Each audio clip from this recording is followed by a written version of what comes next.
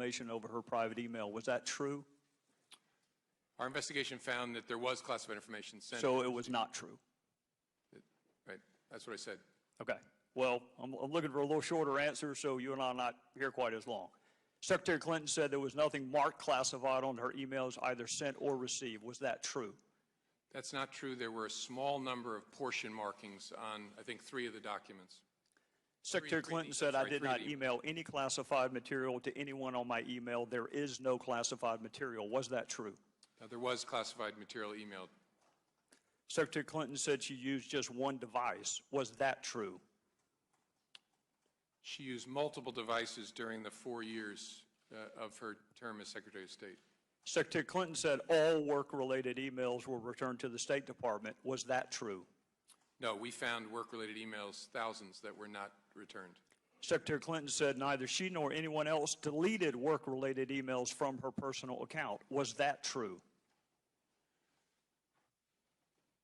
That's a harder one to answer.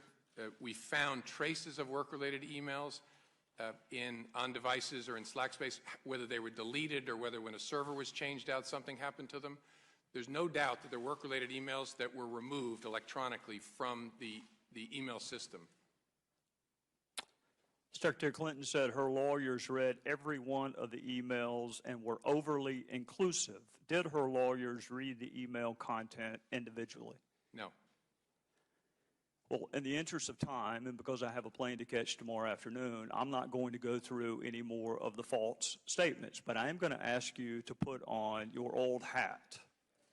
False exculpatory statements, they are used for what? Well, either for a substantive prosecution or for evidence of intent in a criminal prosecution. Exactly. Intent and consciousness of guilt, right? Is that right? Right. Consciousness of guilt and intent. In your old job, you would prove intent, as you just referenced, by showing the jury evidence of a complex scheme that was designed for the very purpose of concealing the public record. And you would be arguing, in addition to concealment, the destruction that you and I just talked about, or certainly the failure to preserve. You would argue all of that under the heading of intent. You would also be arguing the pervasiveness of the scheme, when it started, when it ended, and the number of emails, whether they were originally classified or up-classified. You would argue all of that under the heading of intent. You would also probably, under common scheme or plan, argue the burn bags of daily calendar entries or the missing daily calendar entries as a common scheme or plan to conceal. 2 days ago, Director, you said a reasonable person in her position should have known a private email was no place to send and receive classified information. You're right, an average person does know not to do that. This is no average person. This is a former First Lady, a former United States Senator, and a former Secretary of State that the President now contends is the most competent, qualified person to be president since Jefferson. He didn't say that in 2008, but he says it now. She affirmatively rejected efforts to give her a state.gov account. She kept these private emails for almost 2 years and only turned them over to Congress because we found out she had a private email account. So you have a rogue email system set up before she took the oath of office, thousands of what we now know to be classified emails, some of which were classified at the time. One of her more frequent email comrades was in fact hacked, and you don't know whether or not she was. And this scheme took place over a long period of time and resulted in the destruction of public records, and yet you say there is insufficient evidence of intent. You say she was extremely careless, but not intentionally so. You and I both know intent is really difficult to prove. Very rarely do defendants announce, on this date, I intend to break this criminal code section. Just to put everyone on notice, I am going to break the law on this date. It never happens that way. You have to do it with circumstantial evidence. Or if you're Congress and you realize how difficult it is to prove specific intent, you will formulate a statute that allows for gross Negligence. My time is out, but this is really important. You mentioned there's no precedent for criminal prosecution. My fear is there still isn't. There's nothing to keep a future Secretary of State or President from this exact same email scheme or their staff. And my real fear is this. It's what the chairman touched upon. This double-track justice system that is rightly or wrongly perceived in this country. That if you are a private in the Army and you email yourself classified information, you will be kicked out. But if you are Hillary Clinton and you seek a promotion to Commander-in-Chief, you will not be. So what I hope you can do today is help the average person, the reasonable person you made reference to, the reasonable person understand why she appears to be treated differently than the rest of us would be. With that, I would yield back. Thank you. And I would say this, Professor Rosenblum. I was thinking on the way over to votes that the gentleman from Georgia asked everyone on the panel his or her political ideation except you. And I'm not going to ask you your political ideation for this reason. It's of no consequence.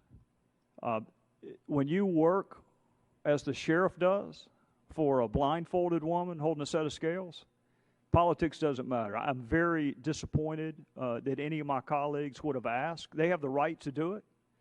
I'm not going to ask you about that. What I am going to ask you, and I'm sure you do, I'm sure you share with me an appreciation for members of law enforcement at all levels, but particularly state and local, who find themselves running toward danger so we don't have to. And they have to deal with bad actors so we don't have to.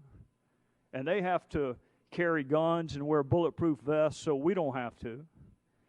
And I guess if the sheriff, if y'all were to have a moment after this hearing, I suppose that our sheriff today would tell you the same thing that my sheriffs back home, Sheriff Wright and Sheriff Loftus, would tell you, that one of the hardest parts of being a local law enforcement is when you have to sit down with the family members of crime victims.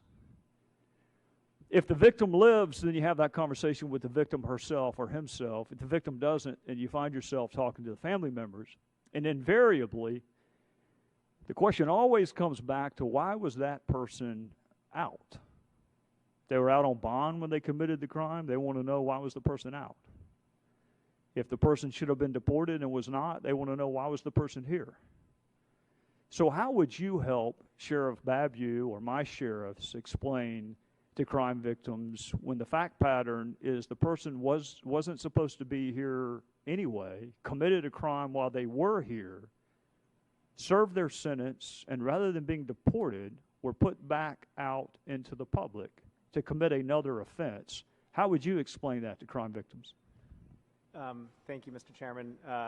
I would not enjoy having those conversations. I'm sure you're right that that's a terrible position to be in. You know, on this whole question of the convicted criminals being released, I find that I haven't studied those data like Ms. Vaughn has, but I think we all can agree that a plain reading of both the 2010 enforcement priorities and the 2014 enforcement priorities says that people who've been convicted of serious crimes are the executive branch's top enforcement priorities. So, do you consider domestic violence to be a serious crime? I believe that domestic violence crime would be in the top priority category on both the 2010 and 2014. Certainly in 2010 it was. I mean, I see your counsel shaking her head. I may be wrong about 214. It may be in the second category in 214.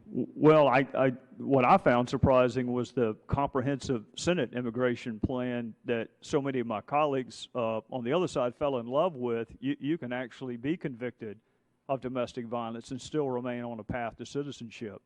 I find that almost impossible to believe. Let me ask you this about law enforcement. Who investigates most homicide cases in the United States? I'm sure that's state and local police. Who investigates most robbery cases? I'm sure as well. Who investigates most domestic violence cases? State and locals. Who investigates most adult sexual assault cases? I'm sure that's also state and locals. Who investigates most child sexual assault cases? State and locals. Who patrols the interstate even though it is inherently interstate and therefore impacts interstate commerce? Who patrols that? That would also be state and locals. Who went door to door after the Boston bombing along with the Bureau and the ATF? State and locals. Who provides security to the very same colleagues who don't want and don't trust local law enforcement to enforce our immigration laws? Who provides security for them when they're back in their district having their town halls and their public events? State and locals. So if you trust them to do all of that, why can't you trust them to do immigration cases? I think that that's an issue that's Congress's to decide. I'm asking you, would you support the SAFE Act, which allows state and local law enforcement to assist federal law enforcement in enforcing our immigration laws? You're their witness. I assume they brought you for a reason. I would say that while I agree with you that state and locals play a role, obviously, in all of those law enforcement functions, that there are certain unique things about immigration policy. Such as that it is a transnational issue that has both domestic and international implications. counterfeiting does too. And so in an example like counterfeiting, the federal government sets the parameters for cooperation between the feds and the locals. And so what So Congress you has would done- support you would support state and local working with the feds in immigration. Well, what Congress has done is to create the 287G mechanism where the Well, feds all we're trying to control- do is canonize that in the SAFE Act. So you would support that? I'll confess that I'm not sure exactly how the SAFE Act would differ from 287G. 287G creates a mechanism where the federal government stipulates certain ways in which states and locals are allowed to cooperate. So that seems to me to be something that the DHS has, for the most part, chosen not to take advantage of because they've judged that it doesn't serve their interest in how they want to manage immigration enforcement. Well, I'm almost out of time, and then I'm going to either go to the gentleman from Texas or Florida or Idaho. One thing that has vexed me in the time that I've been in Congress, and perhaps you can help me, is this notion of sanctuary cities where you trust localities to not enforce federal law, but yet you don't trust that same locality to actually enforce federal law. Can you help me reconcile how you can support the existence of sanctuary cities, but at the same time not support those very same local law enforcement officers participating in enforcement? I think the way I would answer that is that certain states and localities, counties and cities, have determined that their cooperation with DHS doesn't serve their constituents' interests because it creates a wedge between... What do they do with the supremacy clause? Well, so they have chosen to limit the way they interact and to not honor those voluntary detainer requests because they've... That sounds like nullification to me. Well... And I'm from a state with a little experience in that. That's true. So this is not an area where I've got legal expertise, but I would say that you know, the great majority of localities have cooperated with ICE detainer requests. I get that, but some have not, and they are heralded as sanctuary cities like that as some title to be aspired to, and I don't know what your next law review article is going to be, but I would love it if somebody could explain to me why you trust local actors to decide not to enforce federal law, but you don't trust those same local actors to actually enforce federal law. Well, those other jurisdictions are enforcing by that definition. The gentleman from Texas, Mr. Rad.